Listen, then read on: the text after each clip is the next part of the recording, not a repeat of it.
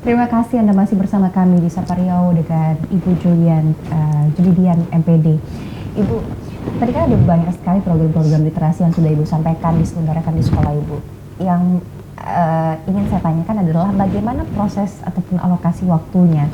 Ada kunjungan ke perpustakaan, apakah di mata pelajaran Bahasa Indonesia atau tadi juga di hari Selasa ada suatu kegiatan khusus. Itu alokasi waktunya seperti apa, Bu? Oh ya, kalau untuk kegiatan alokasi waktu untuk literasi itu, kalau di hari Selasa itu kita memulai proses pembelajaran kan jam 7:30. Jadi jam 7 anak sudah mulai kegiatan literasi, setengah jam. Setiap hari Selasa sudah setengah jam itu gurunya sudah merancang program itu. Misalnya besok kelas berapa, siapa yang mau ditampilkan, sudah. Nah, jadi kan tidak memakan waktu lama, setengah jam. Nah, itu dia. Kemudian alokasi waktunya di jam 7, jam 7:30 kita ada proses belajar mengajar. Kemudian alokasi waktu anak yang datang ke perpustakaan itu jadwalnya bukan pelajaran, misalnya pelajaran bahasa Indonesia tidak, tapi kami sediakan waktu 1 jam pelajaran untuk anak berkunjung ke perpustakaan. Ada waktunya 1 jam. Kalau di hari Kamis kegiatannya numerasi. Jadi anak itu di halaman itu guru-gurunya membuat numerasi itu menarik bagi anak. Misalnya seperti ini.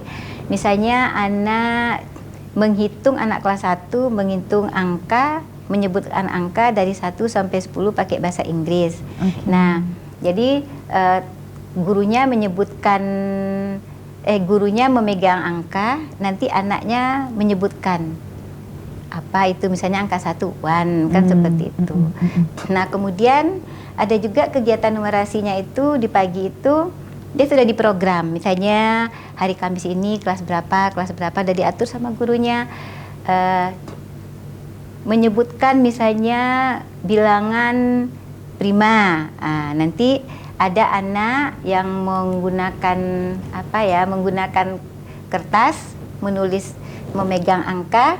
Nanti adik-adiknya itu mencari sesuai dengan pertanyaan yang diberikan guru, mengambil angka itu. Atau perkalian, misalnya 2 kali 5. Nanti anak kelas itu berebutlah dia mencari yang memegang angka 10. Atau 4 kali 8, maka nanti anak yang lain itu berebut mencari hasil dari perkalian itu. Seperti itu. Saya jadi ingat masa sekolah saya dulu.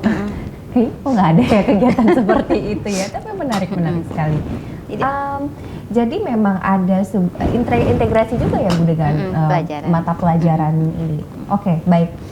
Kemudian sejauh ini fasilitas apa saja yang ada di sekolah untuk bisa mendukung kegiatan literasi tersebut, Bu? Yang pertama, fasilitas yang ada di sekolah tentunya perpustakaan. Kemudian ada pojok baca di setiap kelas. Pojok baca di setiap kelas itu dibuat itu bekerja sama dengan komite sekolah tadi, Bapak dan wali murid. Jadi berlomba lah, kami ada mengadakan perlombaan pojok baca yang kreatif, pojok baca yang indah. Nah, nanti di waktu itu setiap kelas itu berlomba lah, wali muridnya itu, komite itu membuat pojok baca seindah mungkin. Mereka turun tangan langsung. Bagaimana pojok bacaannya itu menarik, sehingga anak berminat untuk membaca di sana. Dihiasnya sedemikian rupa, tergantung kreasi anak dan orang tua. Itu dia pojok baca fasilitasnya.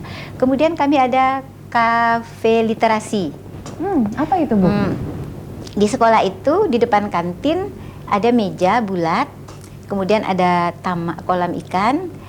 Jadi guru itu, Bu, kita buat namanya kafe literasi.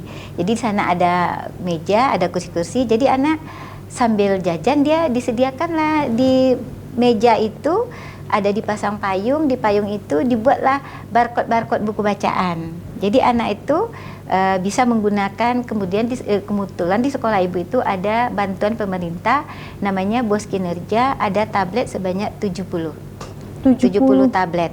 Banyak. Jadi anak bisa, tapi tidak dibawa pulang. Anak bisa menggunakan itu, meminjamnya. Kalau mereka sambil makan, mereka ingin membaca buku cerita, mereka tinggal pakai barcode yang digantung, nah dibukanya, jadi bisa membaca sambil makan, dia membaca.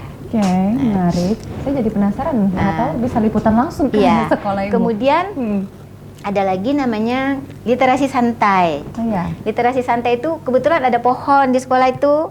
Jadi di pohon itu dibuatlah sama guru-guru itu, penggiat literasi itu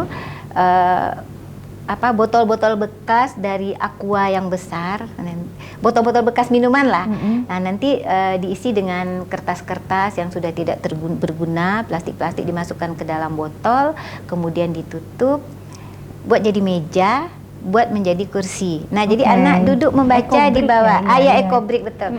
Anak membaca di bawah pohon itu. Juga di pohon itu dibuat barcode bacaan. Itu namanya literasi santai, jam istirahat ya. Kadang jam pulang menunggu mama dan papanya. Nah, duduk dia di sana, dia bisa membaca. Kemudian ada lagi literasi tadi, ada lagi di tangga. Tangga, anak ingin masuk ke kelas kan ada tangga. Di tangga itu ada juga dia bisa literasi untuk mengetahui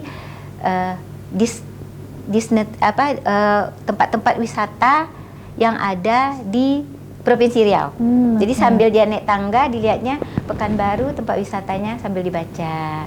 Kemudian Siak apa, Rokan Hulu apa, Kampar apa, Bengkalis apa, ada di situ. Jadi anak sambil naik tangga, sambil turun tangga dia bisa membaca.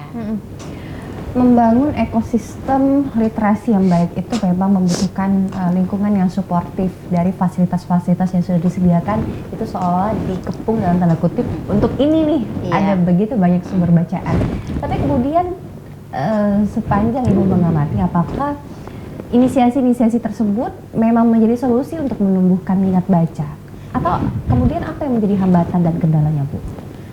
Itu kalau menurut Ibu solusi itu memang itulah kiat-kiat kita agar anak mencintai literasi dengan yang fasilitas yang Ibu sebutkan tadi. Hambatan tentu ada. Hambatannya tapi Ibu rasa itu tidaklah hambatan yang cukup berat.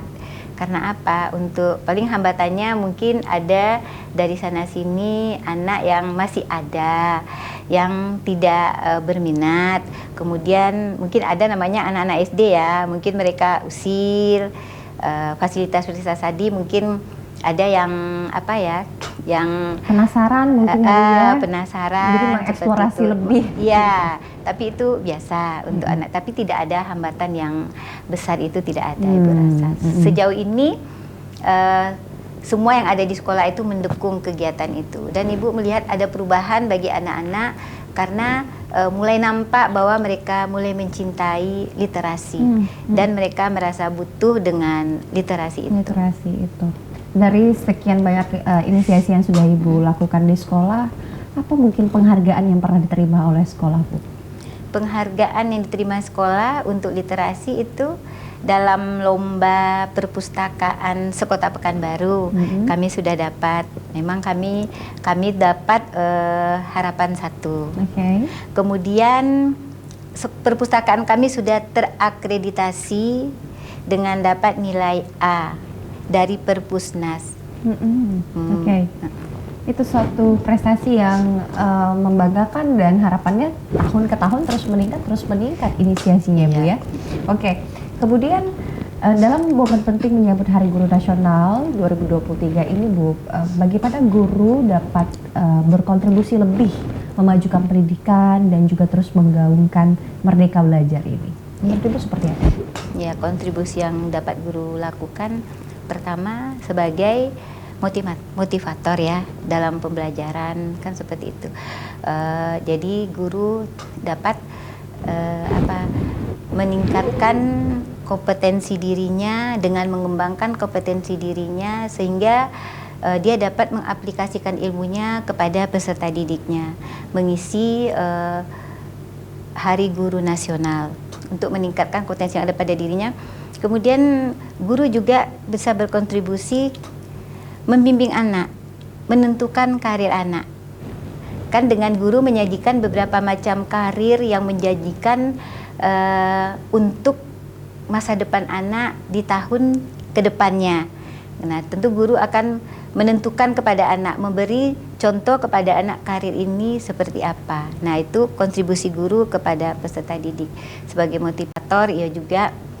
Kemudian guru berkontribusi juga seperti ini, menjadi fasilitator bagi rekan-rekan sejawatnya. Seperti yang sekarang digaungkan tuh adanya guru penggerak. Di sekolah ibu ada guru penggerak. Jadi dia jadi pemimpin penggerak pembelajaran bagi sekolahnya. Jadi bisa mengadakan kegiatan misalnya di akhir minggu kami pada hari Sabtu kami mengadakan pelatihan-pelatihan yang jadi narasumbernya bergantian guru. Nah, jadi dia pemimpin pembelajaran. Jadi tidak tertinggallah guru dalam pendidikan. Karena apa? Untuk zaman sekarang pendidikan itu kan bersifat berubah ya, tidak statis ya, berubah dia mengikuti perkembangan zaman. Jadi kontribusi guru di situ. Jadi mengikuti pelatihan-pelatihan, kontribusi guru juga untuk apa? Semuanya tentunya untuk kemajuan pendidikan. Motivator, konselor dan juga fasilitator menjadi kontribusi yang bisa dipilih oleh para guru. Dan Ibu, terima kasih banyak untuk perbincangan kita pagi ini dalam rangka menyambut Hari Guru Nasional. Terima kasih untuk dedikasi 30 tahun lebih dan juga untuk guru-guru di seluruh Provinsi Riau, Kota Pekanbaru dan kabupaten kota lainnya. Akhirnya perbincangan kali ini kita tutup. Nantikan terus episode Sapa Riau lainnya dengan tema-tema yang menarik lainnya. Saya Michi Kofrisde pamit, Ibu Julie Dian EPD pamit. Sampai jumpa. Terima kasih. Assalamualaikum warahmatullahi wabarakatuh.